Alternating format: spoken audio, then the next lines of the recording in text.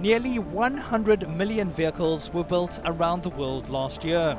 More than half were SUVs or sports utility vehicles. They're large and in charge. But is bigger always better? There's only one way to find out. I'm cruising the streets of London in a microcar. It's really easy to move around and you just feel like you can go almost anywhere.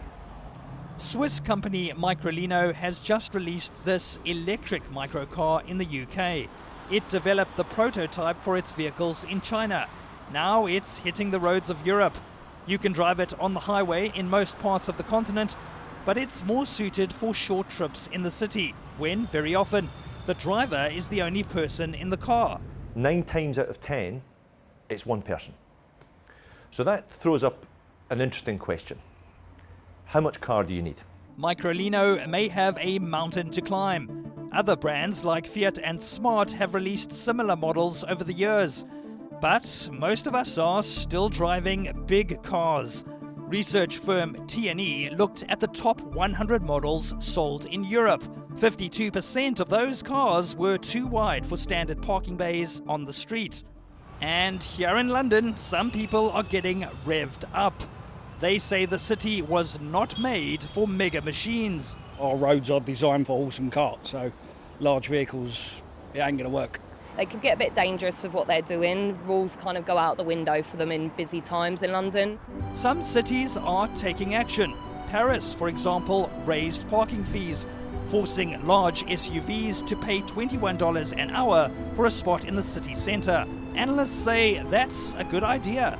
It will create the signal, this kind of bottom-up signal from cities, which can ultimately, and this is kind of where you should be going to, ultimately also influence what car makers will be producing and selling. London's City Council is also calling for higher parking fees for supersized cars.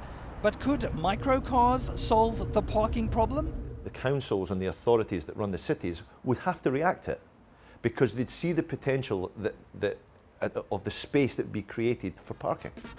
Back on the streets, I'm zipping around. Here, there and everywhere. But not everyone's impressed. When you drive alongside huge trucks, you don't want to be in the little microcar. It just doesn't feel very safe. Transport experts say there are now nearly 1.5 billion vehicles across the globe. The fact is, we're making more cars, but we're not making more space. Look, I don't know if this is the future of cars, but it is an option. And right now, the world needs options. Now, if you'll excuse me, I have to find a way out of this traffic. Michael Marilia, CGTN, London.